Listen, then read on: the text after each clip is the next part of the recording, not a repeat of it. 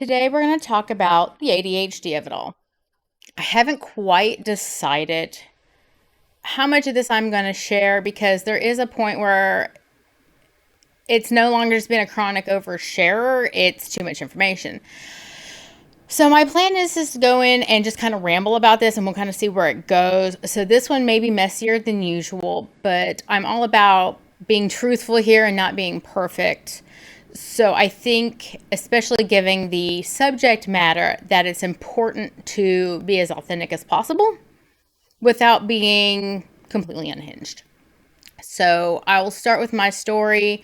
My children do come into play with this because if it wasn't for them, I never would have figured this out. So I do owe a lot to them and their medical professionals to get me diagnosed with my neurodivergence because I was absolutely shocked to learn what I learned. But there are definitely days where I am talking about my childhood or things I did in the past, and it hits me of how did we not know? So, as a little bit of background, I was diagnosed with ADHD at the very young age of 38 years old. A few years later, it's pretty clear that I am autistic as well. I do not have an official autism diagnosis, but my medical professionals are pretty much on board. It's just a matter of I don't want to pay the $3,000 to get a formal diagnosis when I'm fairly certain that I am AUDHD or however we're doing it now. So, NeuroSpicy is definitely running around this house. And the more I learn about it, the more I see these patterns in my family members, my spouse, things like that. So it starts with my first child. And I did not understand that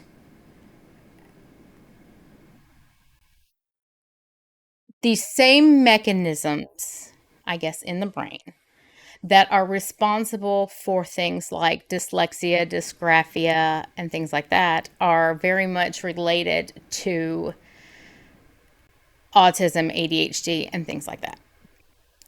So, my first child, on his first grade year, something like that, he had repeated kindergarten because he couldn't learn his alphabet. They said that they would go ahead and promote him to first grade for math and science, but for reading and English, they were going to keep him back in kindergarten because he was at a private school at the time. And we were like, yeah, we're not doing a hybrid grade thing. Let's just have him switch over to the local public school and have him repeat kindergarten. And kindergarten was fine, and he just needed that extra year.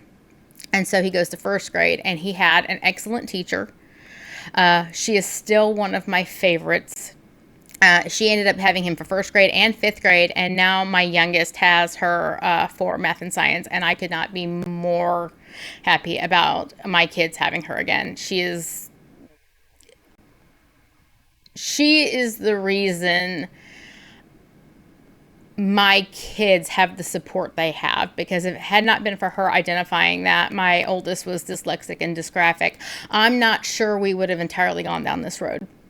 And she made sure that we did things like get a 504 and get him supports and things like that.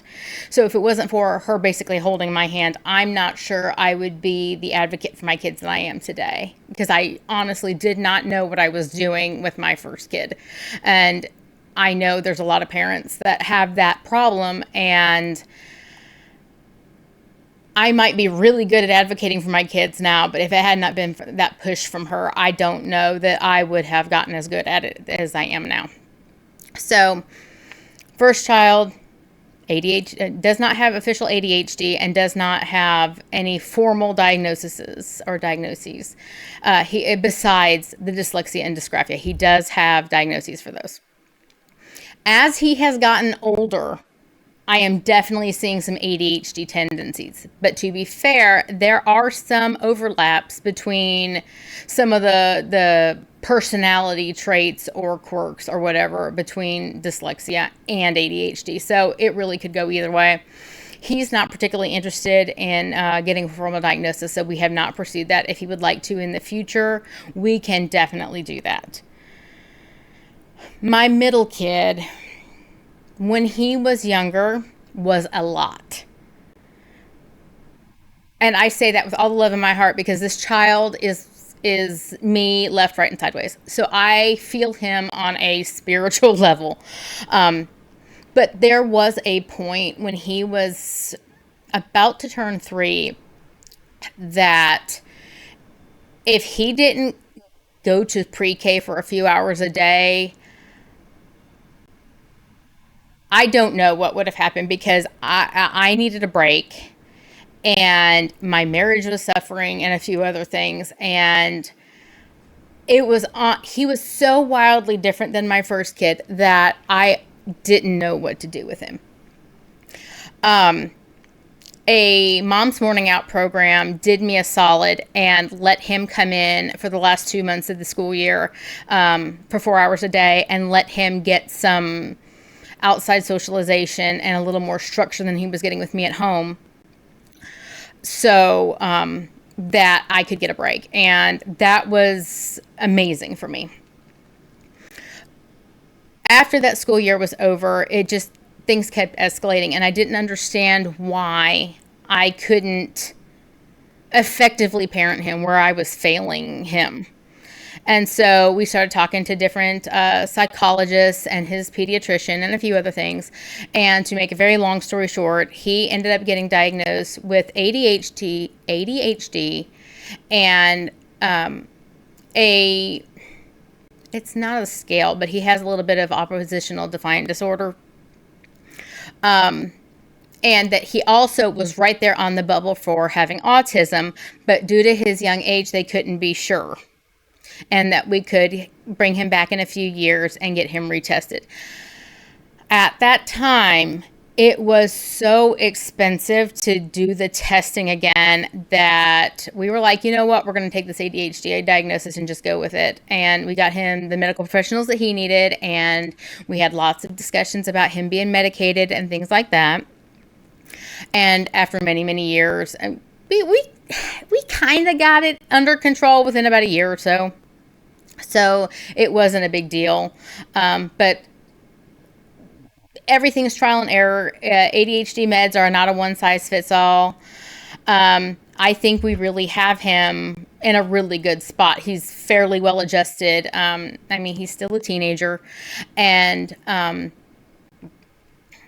we work and communicate very well with his providers and things like that. And he does have a 504. Actually, no, I take that back. My oldest has a 504. My middle child does not, because we have other mechanisms where he actually does not need the 504. He may need it in high school, and if we have to, we can definitely address that then. So while we were going through all of that with him,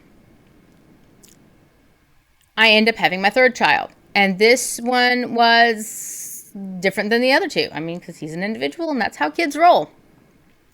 And we knew pretty much from the beginning that this one was a little bit different. And he is level 2 autistic. And with my experience with my other two kids and seeing the providers that we saw, I was able to get him into support systems much earlier than the other two. The big thing with him is that he didn't speak. And we had gotten to where he was nearly 4 years old and didn't speak. And so at the age of 2, we got him in early intervention, and he was in multiple different therapies. He had occupational therapy, he had music therapy, he had speech therapy. And I firmly believe that getting him into early intervention at the age of 2 made him able to navigate things as well as he does. Because at this point, with him being 10 years old, people just kind of describe him as quirky.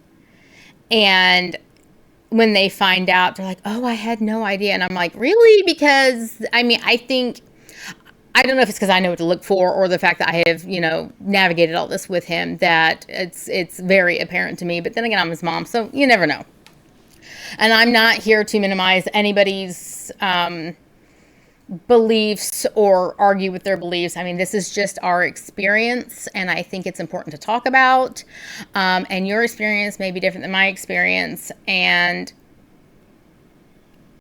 I'm not here to argue with you, but I am welcoming anybody's opinions and stuff, but there's not much you're going to tell me that's going to change my mind, so don't start a fight. I mean, agree to disagree, or we can have a respectful conversation or things like that, but this is my lived experience, and if it's wrong according to somebody else, I don't know how to address that. So, I had started therapy in the middle, somewhere between kid 2 and 3. And then, we had a small pandemic in the middle, so like that kind of was put on pause, or things were done virtual. But I was talking about, I know one day I was talking with her about navigating the early intervention system and some of the struggles that my second kid was having in elementary school and things like that. And I was telling some story, and she goes, "Can we take a test real quick?" And I said, "Sure." And she picked up the sheet of paper and did this personality test. And I thought we were just doing a personality test. And she put it down and she goes, "You just scored off the charts for ADHD." And I'm like, "Oh, okay." She goes, "We're getting you diagnosed." So she called a friend of hers that can actually do the diagnosis and things like that. She goes, "I think this is going to be big." So we go through the process. I definitely have ADHD. And I start medication, and let me tell you, I was not the hugest proponent of medication. I went back and forth about medicating my children. I had all the angst, did all the research, things like that. And when I tell you that getting on the right ADHD medication was life-changing, I mean, it was life-changing. I had gone nearly 40 years with undiagnosed ADHD and most likely autism. I was the stereotypical gifted kid, overachiever, got through college, had a successful career, mother of 3 kids, and I did all of that white-knuckling it. And honestly, I think that maybe the autism part of it probably saved me from the ADHD, because there's kind of like a running joke about the hyper organized and things like that, especially in girls and autism. I think my organizational systems that I have to have and have always been wildly interested in, I think that's what saved me from the ADHD derailment through everything. Now, I definitely had ADHD burnout. I had overachiever burnout. I had all the things. I got to 6 months before graduation in college and was like, screw this, I'm not doing this anymore. All of a sudden, it made sense that when I had jobs that had too many rules that didn't seem to have reasons behind them or were arbitrary, I started railing against the system and couldn't cope with it. It was night and day once I finally got medicated. I was able to focus on things. I was able to get more done and be productive in a day. I didn't have to have such rigid organizational things, or I guess supports. But it also made a lot of stuff make sense. And as I went forward and learned more about it and, live with it day to day, I was able to better understand my own children. I was better to able to support them. And as we went on, and it was more and more apparent that I'm most likely autistic as well. Things like I'm not as reactive as I thought. I thought I had a horrible temper all these years. It turns out I have noise sensitivity. And when there's too much going on, I short circuit if it's too loud. I have the typical ADHD thing, though, that if I'm the one making the noise, it's perfectly fine because I am a loud person. But if somebody else or something, especially if it's a machine noise or something, it sends me over the moon, and I am the crankiest person, and it is awful. And it turns out, late afternoons when the kids come home and it's loud and a little chaotic, that's always going to set me off. So learning that and understanding that and having things that accommodate that I didn't know were things, like wearing my earbuds when I'm cooking dinner at night. How much easier things could have been those 40 years, even though I did all the things and was successful and whatever. Think of what I could have done. But then again, like I said, I'm not unhappy. The what ifs are a little wild. But then it's like, you start talking to other doctors and medical professionals and things like that, and you realize when you have 3 children that all have the same area of the brain, that all have sort of the NeuroSpiciness, chances are both parents, because generally if you're 3 for 3, it's both of you. And when you consider that an accountant married an engineer, this is the most autistic ADHD house that you have ever evered. And it explains why, we're not like other families. We don't have the same interests. We have different interests. We did nerdier things. We don't have a big friend group. We're all fairly isolated. Things like that. It's really funny because the more we go through this, the more it's real obvious. And how did we not know? And even my kids will be like, they never considered that you had this. And I'm like, look, it was rare enough in the 80s that boys were diagnosed with ADHD. A girl certainly was not going to be diagnosed with ADHD. And I'm not entirely sure that anybody paid enough attention to what I was doing to even have a clue that I was neurodivergent. Well, today has been completely on brand because in the middle of making a video about ADHD, the most ADHD of ADHDs has been going on. It's been about 2 hours since I was recording the other part of this. So let's see. In the 2 hours, the phone rang, the landline, which is going to be, not a legitimate call.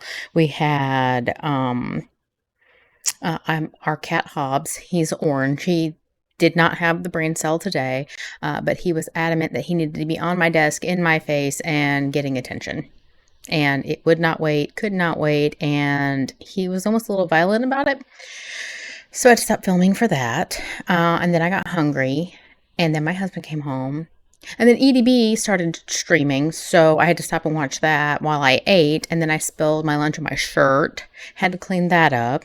So, just a normal day. And I have no idea where I was before, and I could go back and watch what I had previously recorded, but I need to get this done before my youngest gets off the bus, which is going to be in about an hour. And it's getting ready to rain, so my lighting is changing. And the darker it gets, the more reflection there is on my glasses, and it drives me absolutely nuts. So I'm trying to get this knocked out before. So, and I figure it's kind of on brand and on topic, so we're going to roll with it. So, other things about having ADHD helped me realize that I have all these projects and I have all these hobbies and things, and ultimately I think my main hobby might be collecting things for other hobbies, because I will do the hobbies, buy the things for the hobbies, I do like organizing for the hobbies, and I like purchasing things on sale for the hobbies. I come and go with the hobbies. I can be fairly talented at some of them. Other ones I'm not so great. But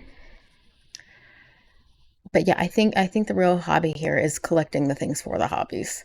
And once I have accepted that, I don't feel near as much shame about it, because my hobby is collecting things for hobbies. I have always liked office supplies, so I have all the office supply things, and I have things like all the different pens and papers and things like that. I do a lot of paper crafting. I make handmade cards, so I do have a lot of stuff for that. And I did do a lot of stocking up when Joanne, ETC or whatever, Joanne Fabrics closed, because they definitely had the paper I like the best. I've been trying to find replacements for their paper. I have not been impressed at all. with a lot of the other ones. I'm not a huge fan of the Michaels paper. It tends to split and pill and not cut right in a cricket. So there's that. Other things, it's just been a major learning curve, has been the thing of it. And now that I know how to address things, or when I'm feeling really out of sorts, or I don't understand like all the emotions I'm feeling. Usually if I sit down, I'm like, oh, okay, this is an ADHD or an autism thing or something. And usually I can identify a little bit better once I do that, because I used to get really upset about how I reacted to things, or underreacted or overreacted. And now I can kind of understand that I might not react like normal people do. So that has been extremely helpful. Um, I tend to underreact to a lot of stuff that normal people kind of freak out about, but I am amazing in emergencies or high pressure situations or things like that. I really thrive in those situations. So, when you're the chaos manager in your house, that actually is fairly valuable to have, because we have had, like, emergencies, and we have had things go wrong, and usually I can kind of steer things where they need to go, tell people what to do, take action, and be fairly calm about it. Now, if I'm mildly inconvenienced, I will completely overreact and have zero chill. But that is the trade-off. So that's basically where we are. Um, I think that's about it for now. If anybody has any questions or anything, I'm more than happy to revisit this again later, or answer any questions and comments. I realize if the channel is fairly new, so there may not be a ton of engagement, so there's that. But I think that might be it for now, and I hope you all have an excellent rest of your day. Talk to you later.